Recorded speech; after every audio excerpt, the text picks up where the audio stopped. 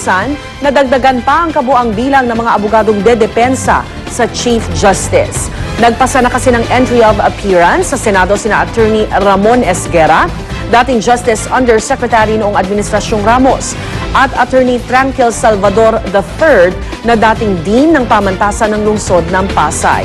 Si Attorney Joel Bodegon, isang law professor, pasok din daw sa defense team, sabi ni Cuevas. Si Attorney Karen Jimeno naman, hindi lang po defense lawyer kundi spokesperson din, kasama sina Salvador at Esguera.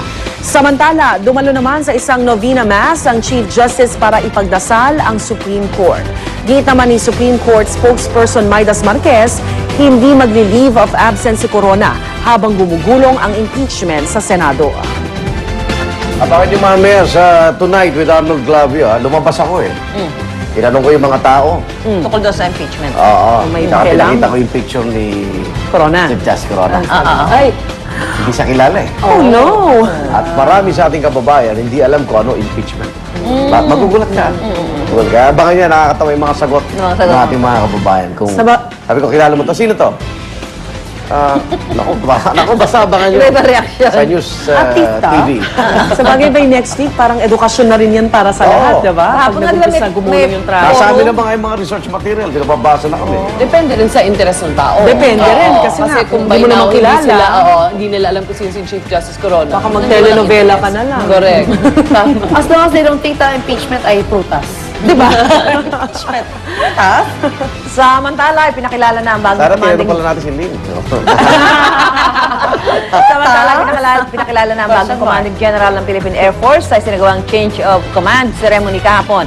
Siya ay si Major General Lauro Catalino de la Cruz na nagsilbi bilang hepe ng air staff at kabilang din siya sa PMA Class 1980. Pinalitan ni de la Cruz ang magreretirong si Lieutenant General Oscar Rabena. Mismong si Pangulong Noynoy Aquino ang nanguna sa seremonya. Sa unang talumpati ni Major General de la Cruz, ipinangako niyang mananatiling tagapagtanggol ng mamamayan ang Philippine Air Force. I am very confident the Philippine Air Force under my stewardship ay tuloy pong tutungo sa pagiging isang matatag, tama at tuwid na organisasyon na ikararangal ng ating sambayanan. As the new pilot in command, your Air Force will be the wings for peace, defenders of freedom. Sana may kasabay si Pangulong Noy na bibigay sa kanilang mga, alam mo na, mga chapel. Actually, napapakinggan ko kayo kahapon. Isa lang pala ang C-130. Nagulat nga ako, alam ko tatlo yan. Eh, pag trahedya, diba talagang sila na yung mahirap dalawa. yun eh. Kaya Isa pala lang tatlong pala. biyahe sila sa Cagayan de Oro na sabi ni Secretary Sira na yung Pinky. dalawa. Sana nga bago. Nakasakay ka na ba sa C-130? Hindi pa. Pero walang upuan. Excited, Nakatayo ka. parang ka nasa Nakahawak. adventure. Nakahawak sa mga parang nets. Parang neto, nakatayo. Parang nga nakasakay daw. sa bus pero lumilipad. Pero maginaw. Nakatayo, Pero maginaw. Tsaka umuusok sa masaya. loob. Pero nakasarado yung gilid. Sarado. Sarado yung Pakinggan mo Bukasan nun sa puwet eh. Saka pakinggan mo yung makina, no? Tsaka, ewan ko makakapagkwentuhan kayo dahil buong ingay ng makina. Pero ano yun ha, magugulat ka nung sumabay kami noon. Kasabay mo mga asawa ng sundalo, yung pumunta rito. Ilan ang capacity Nice. ng tao? Ay, marami. Super dami. Oo. Tsaka Sa sasakyan. cargo ano? pa. Marami kasi may kasabay din kami mga manok eh. Oo, isang malaking ano yan, isang malaking cargo truck. Oo, trailer truck na Trailer. lumilipad. Na lumilipad. More to come sana. At samantala, isang malakas na lindol naman ang tumama sa Indonesia kanina madaling araw lang. Niyanig ng magnitude 7.3 na lindol ang west coast ng probinsya ng Northern Sumatra sa Indonesia. Ayon sa US Geological Survey na itala ang epicenter ng lindol sa layong 951 kilometers kanluran ng Kuala Lumpur, Malaysia. Naglabas na rin po ng tsunami warning sa kalapit na mga baybayin doon ang gobyerno ng Indonesia at ang Pacific Tsunami Warning Center ng US National Oceanic and Atmospheric Administration. Naganap ang lindol pasado alas 2:30 ng madaling araw, oras natin dito sa Pilipinas. Samantala, isang task force ang bubuuin ngayong araw para imbestigahan naman ang nasa likod ng pananambang kay Cotabato City Vice Mayor Muslimin Sema. Tinambangan po si Sema kahapon habang pauwi sa kanilang bahay mula sa dinalawang sesyon sa sangguniang panlungsod ng Cotabato City. Nasa maayos ng kalagay si Sema, nagtamo ng daplis ng bala sa kanyang leeg at pisngi. Siya ngayon may hawak na raw na ebidensyang Cotabato Police higil sa pag-ambush kay Sema at kinilalan ang security escort ni Sema, ang suspect na napaslang habang sakay ng kanyang getaway motorcycle. Nakuha po sa suspect isang M16 Baby Armalite rifle na may nakakabit na silencer at nakasuot pa ng bullet vest. Sa ngayon, nasa Davao City Hospital na ang Vice Mayor. Si Muslimin Sema, dating kanang kamayan ni Chairman Lourdes Suarez noong araw. Wala pang autonomous region. Nung nagkaroon ng autonomous region mo sa Mindanao, siya kauna-una ang mayor dyan sa Cotabato City. Oo, kasi yan yung city within a city. City within a Within the city. autonomous region, di ba? Maguindanao. Oo, natapos yung 3-year term, vice mayor siya ngayon. Ayan. Susunod mayor ulit. Biro po security mo tumira sa'yo. Oh, no. Wow. Pero ang galing din nung nakaganti dun sa kanya. Kahit Security sa din. bulletproof pero na napatay na tamaan. Samantala matapos ang 18 buwang sentensya sa Hong Kong kaugnay ng kasong drug trafficking, makakalaya na raw sa Sabado, January 14, ang dating congressman na si Ronald Singson. Tsak na raw ito ayon mismo sa kanyang ama na si Ilocos Sur Governor Chavit Singson. Nais daw ni Ronald na dumiretso na agad sa kanyang probinsya at ipaliwanag sa kanya ang kanyang sarili sa kanyang mga kababayan. Nagbitiw siya bilang kinatawan ng unang distrito ng Ilocos Sur matapos sentensyahan dahil sa nahuling mahigit 6 na gramo ng cocaine sa paliparan ng Hong Kong noong Hulyo ng taong 2010. Ayan. Welcome home party yan. Paliwanag muna siya. It's very a lovely decision. Di ba may lumalabas ng balita, magpapakasal na raw yung dalawa? Oo. May boyfriend ba si Love? Wala Wala, na, di ba? May Single pa rin. Sila pa rin? Oh, diba? Maganda. Kasi kinukwento ni Chavit di ba? Parang tuloy na pumupunta pa si Love sa dumadalaw kayo.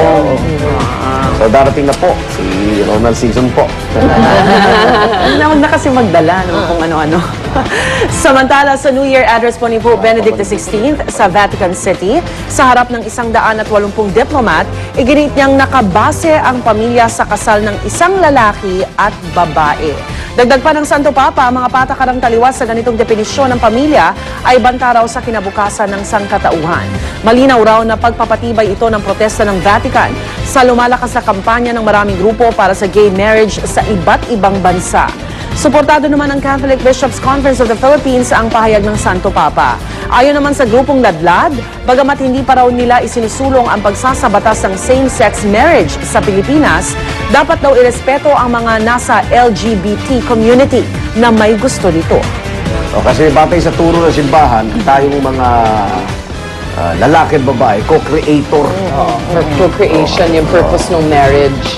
Pwede tayo rin naman katuwang ng magsama Diyos ang sa himalang dalawang buhay. same-sex na Mag-ampon lang tayo, mag-ampon. Titigil lang sa katauhan. Titigil. Saan ka kukuha ba? Mag-same sex, di ba? So, saan sila kukuha? Pero kung With maraming procreation. nagsasurrogate, di ba? Sa Amerika, nag-aampon. Diba? Siguro not necessarily marriage, maybe if you parang honor each other by being loyal to one another. Parang yung iba nga, mas marami na mas nagtatagal sila together without even having to be married. Parang ganun, pero matagal sila. Kasi sa mga kinakasal na mabilis maghiwalay. Depende, I guess eh. Actually, may mga maliliit na simbahan na rin na pumapayag. Hindi Catholic Church, Dito sa- pero may mga nagkakasal na Pero rin. dito hindi. Meron Dito? na rin dito. Meron na rin Meron dito. sa atin. Oo. Isang independent church na... Sa Baguio, di ba? Sa Baguio Sa Baguio. meron. Pero ang Dito sa Quezon gobyerno, City. Oh, hindi siya Ang gobyerno, recognized. hindi Hindi recognized. recognized. Parang Hindi naman ano niya lang. pinapasok sa city hall yung papeles. Parang At Parang seremonya. picture. Seremonya. Sa At least as ceremony. long as for the Seremonya. couple, married sila. Kasi it represents Yeah. naman loyalty, love, and Oo diba, nga. being Devotion together, to each commitment. Samantala, nagliyab naman ang isang malaking sunog sa isang pagawaan ng plastic sa Fujian province sa China. Nang dumating ang mga bumbero sa lugar, nagliliyab na ang 3 palapag na factory na nagdulot ng makapal na usok. Nahirapan ng mga bumbero na apulahin ang sunog dahil mahirap patayin ang apoy mula sa mga lumalagablab na plastic.